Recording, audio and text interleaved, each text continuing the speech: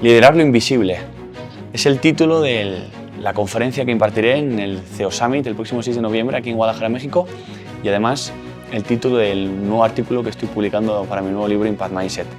Fijaros, yo creo que todos aquí somos conscientes de que el liderazgo tradicional está llegando a su límite, ¿no?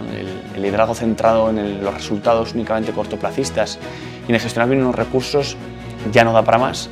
Hace falta un nuevo enfoque, una manera más transversal de ver el liderazgo, lo que llamamos ese liderazgo más transformacional, donde es como solapamos esa parte no solo de conseguir resultados en el corto plazo, sino además de mirar hacia el mercado y de integrar la parte de la cultura y el talento. El por qué lo llamamos el liderazgo invisible, por una parte es porque nos han enseñado a ser maestros del hacer, de estar en alto rendimiento, de conseguir cosas, de ser productivos, de ser eficientes, de ser eficaces, pero no nos han dado herramientas para ser unos maestros en el ser, en impactarnos primero en nosotros mismos y en los demás. Entonces, liderar lo invisible es cómo proporcionamos herramientas a los líderes para que sepan mapear a su talento, entenderlo, saber qué pueden necesitar, qué no necesitar, conocer de que no podemos tratar a todas las personas en nuestros equipos igual y saber de qué manera puedo crear palancas de crecimiento en cada una de las personas que componen nuestros equipos.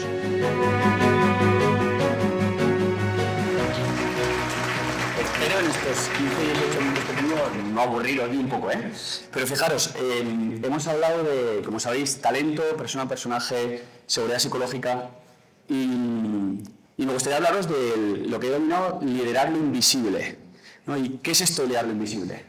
Fijaros, soy formador y consultor aparte de comentar en consultoras como en Londres, de Chatphone Project, y tengo la suerte de trabajar en diferentes países, ¿no? En diferentes culturas. Pero ¿qué nos encontramos? Que hay cosas que como directivos no vemos. Hay un liderazgo invisible que está detrás de los comportamientos que permitimos o no permitimos como líderes. Y hay veces que como estamos en la dirección no lo vemos. Entonces vengo a hablaros de un poco lo que denominamos el mapa real del talento y de daros una herramienta práctica para que como directivos podáis usarla. ¿Sí? ¿Pinta interesante? ¿Poco, mucho? Poco, ¿no? Bueno, lo veo manos levantadas. Eso es que poco, ¿eh? No me asustéis. ¿Sí? Venga, ¿y a cuántos de vosotros os preocupa realmente el talento de vuestras organizaciones? Levantad la mano. ¿Cuánto realmente sentís, oye, yo tengo cierta preocupación sobre el talento? ¿Sí? Todos, ¿no? Más o menos. ¿Sí? Pero claro, lo que nos damos cuenta es que realmente vuestras empresas, como bien decía José Manuel Arana, ya no compiten realmente únicamente por tener un producto o un servicio diferencial. Competimos por personas. Competimos por talento. Pero claro, el tener un buen mapa de talento ya no es algo que sale de moda, que ahora vais a escuchar aquí, no, es que es una necesidad y una ventaja competitiva. Nos hace diferentes. Pero claro, también nos tenemos que preguntar, yo me he preguntado, pero que realmente ¿qué entendemos por talento? Y me encantaría escucharos, no tengo tiempo a cada uno de vosotros, ¿qué es talento, no? Pero en nuestro equipo nos gusta dar esta definición, que es por un lado, si cogemos la T del talento, el eje vertical, esto os he escuchado Luis Ubete hace un tiempo, decía, claro, la parte troncal del talento es esa parte de actitudes, esa parte de competencias técnicas, de dominio de lo que hacemos. ¿Pero es suficiente? ¿Es suficiente con poder y saber? No. José Manuel ha dicho, también hace falta querer, que es lo que llamamos actitudes. Entonces, si veis, la T del talento la conforma el eje vertical, que son el dominio técnico, que evidentemente nuestra gente, nuestros profesionales deben tenerlo, pero también la parte de las actitudes. Entonces, ¿qué son las actitudes? Las competencias, el dominio técnico y el poder y el saber. ¿Sí? ¿Qué son las actitudes? Es ese willingness, ¿sí? Esa predisposición, es ir más allá, esa motivación. Entonces, es ese querer hacer. Entonces, por lo tanto, una definición que nos puede servir talento, aptitudes y actitudes. Entonces, si damos esto por bueno, ¿sí? Démoslo por bueno, es claro, ¿cómo conseguimos ese balance y cómo mapeo a mi equipo en función de estas dos habilidades? ¿Sí? Entonces, ¿cómo mapeo el talento? Pues aquí os propongo lo que llamamos el modelo RIPA, ¿sí? Que lo aplicamos en diferentes organizaciones, este año lo hemos aplicado en diferentes países y funciona muy bien y es bastante intuitivo. Y fijaros, si cogemos por un lado el eje de la actitud, de la predisposición, de las ganas, de la motivación, de ese querer y de la aptitud, bueno, vemos que en nuestros equipos directivos hay gente que no quiere y no puede. O hay gente que quiere y no puede. O hay gente que puede y quiere, que tiene las aptitudes y las actitudes. Entonces, ¿cuál es un primer perfil que nos encontramos? Que tiene esas competencias, esa habilidad, porque con los años la ha desarrollado, sabe mucho, pero que con el tiempo ha perdido la motivación, las ganas. Lo llamamos referentes. Esa persona que incluso dentro de la organización es un referente para el resto. Pero claro, también nos encontramos en equipos directivos donde hay gente que ya ni puede ni quiere. Que a nivel competencial ya no está a la altura, se ha quedado atrás, pero es que a nivel ganas resta. Por eso le llamamos, permíteme la palabra, impostores. Porque como veremos ahora brevemente, son unos dementores emocionales. Ladrones de energía. Si a mí me va mal, quiero que a ti también te vaya mal. Si yo me quejo, necesito que tú te quejes. ¿Sí? Pero también por el otro lado, os encontraréis personas en vuestro equipo que seguro tiene la predisposición, tiene las ganas, tiene la motivación, y esto no va de edades, ¿eh? Recordad que os podéis mantener eternamente jóvenes siempre que tengáis más sueños que recuerdos. De ser un proyecto no va solo de tener ganas porque soy joven. Te encuentras en equipos directivos profesionales que tienen esa motivación y esas ganas.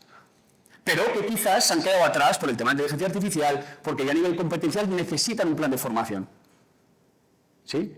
Y por el último, evidentemente, tenemos ese perfil que permitirme también llamarle, llamamos champions o apóstoles.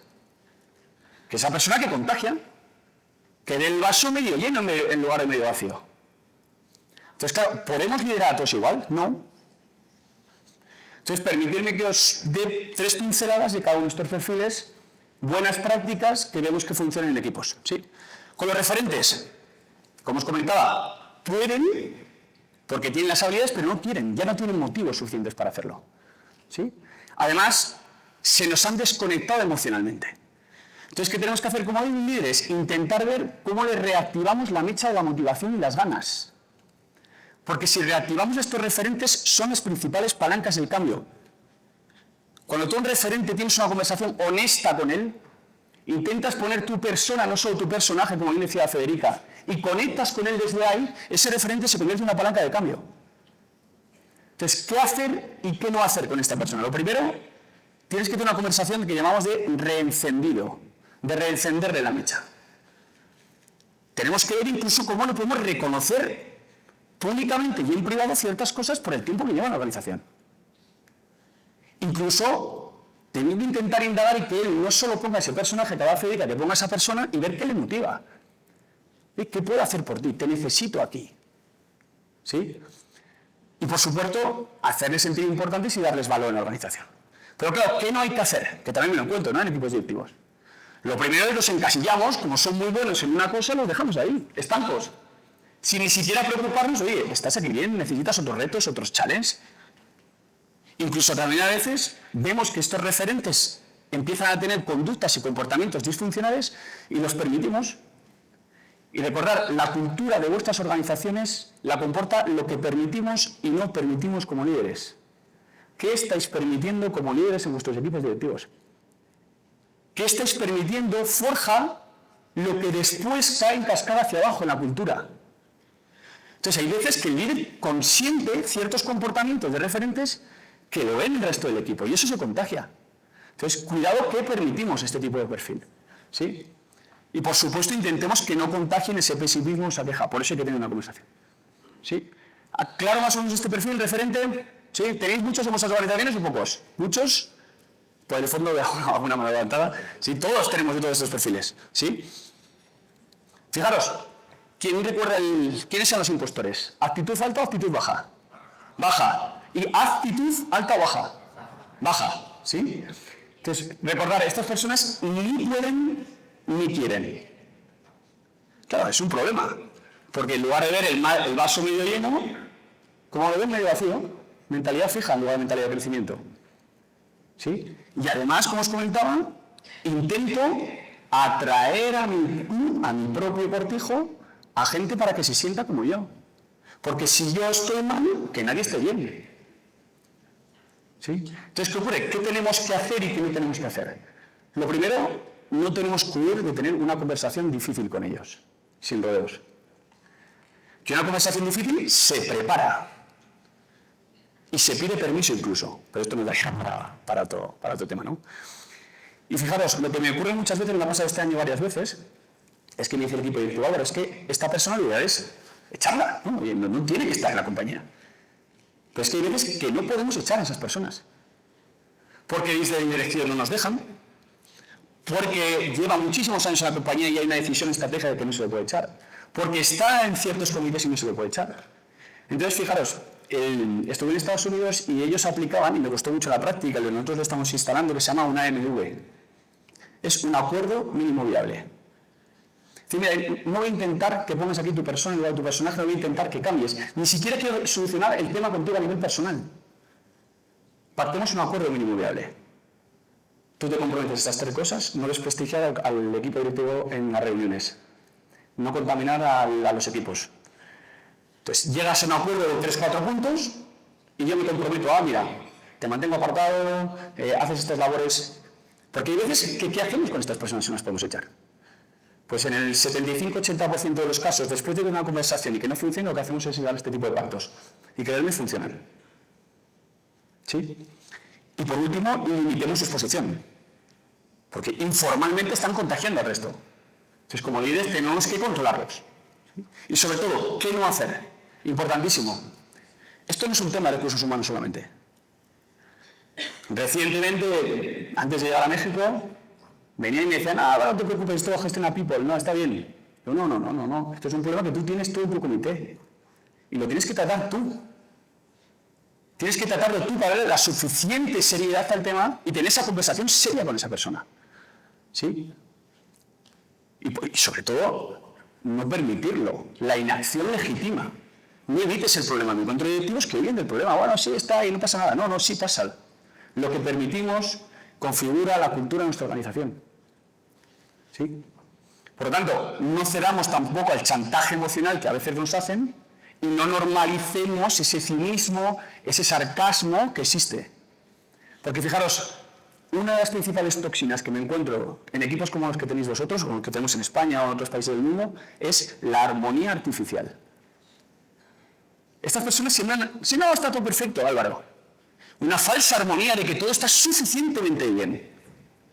Principal toxina de que un equipo no funcione. ¿Sí?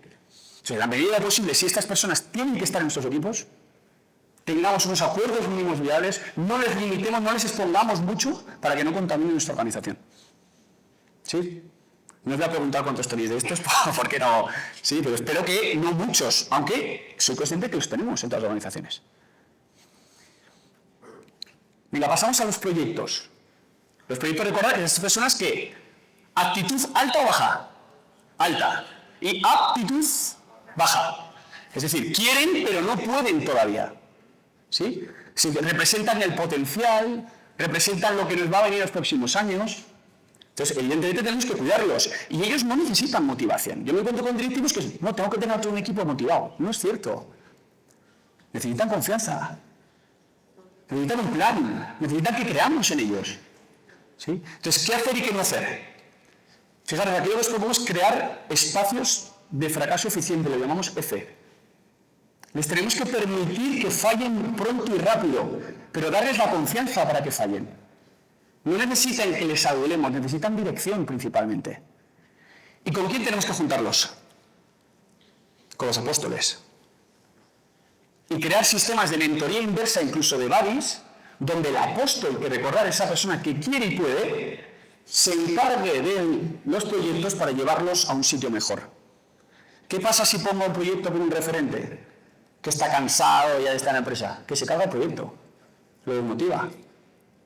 ¿Sí? Entonces, tengamos planes de formación y formación visible para ellos. ¿Y qué no hacer con el talento, con estos proyectos que tienen las ganas? No juntarlos con los referentes desmotivados, sobreprotegerlos, me encuentro directivos que los high potential los sobreprotegen. No, dales el espacio para que también fallen. ¿Sí? Y por último, exigirles perfección prematura.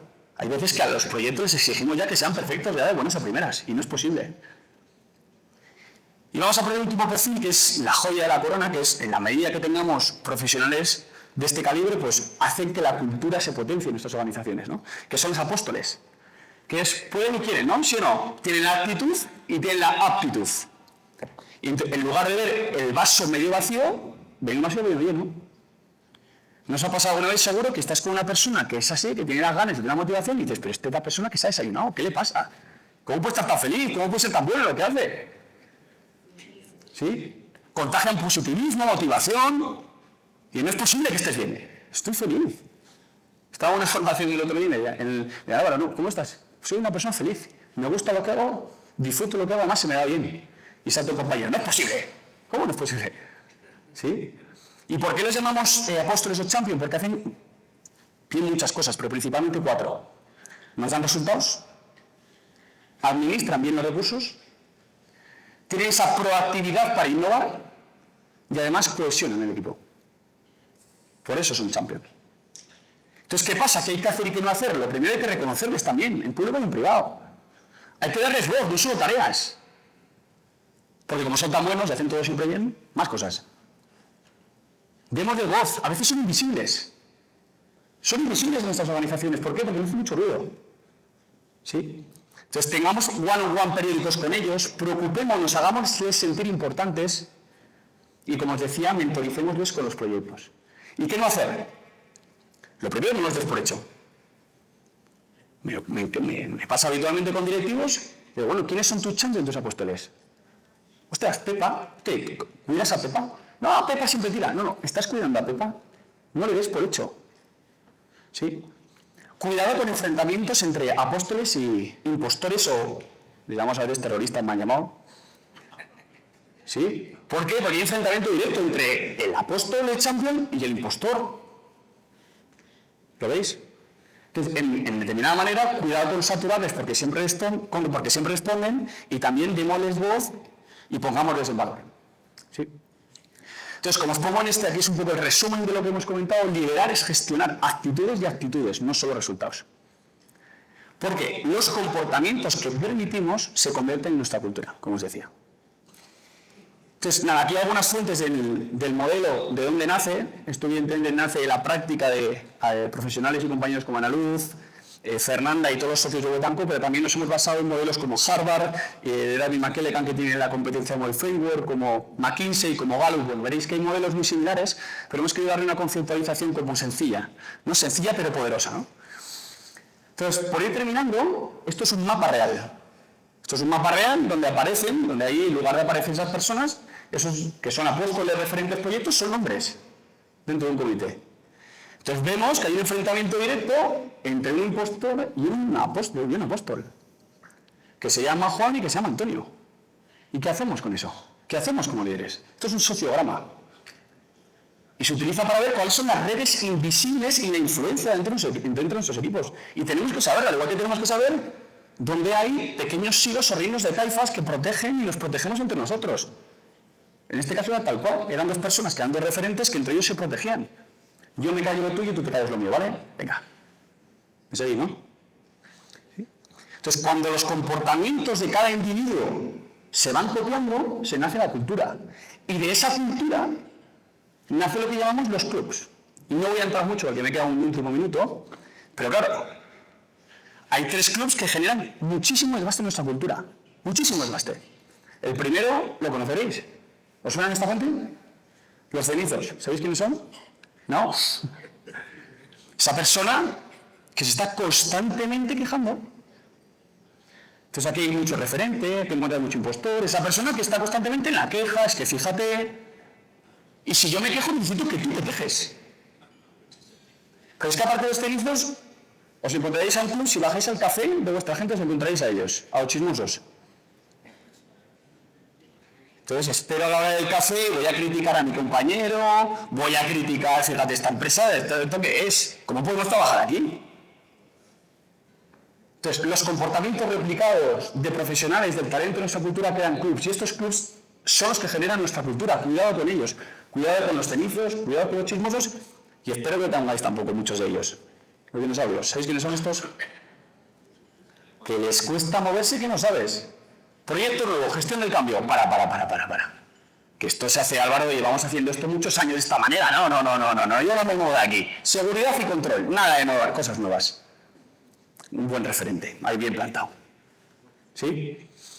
Entonces, por lo tanto, y un poco en resumen, en este mapa, liderar lo invisible, liderar esos comportamientos que no es hablar del talento solo.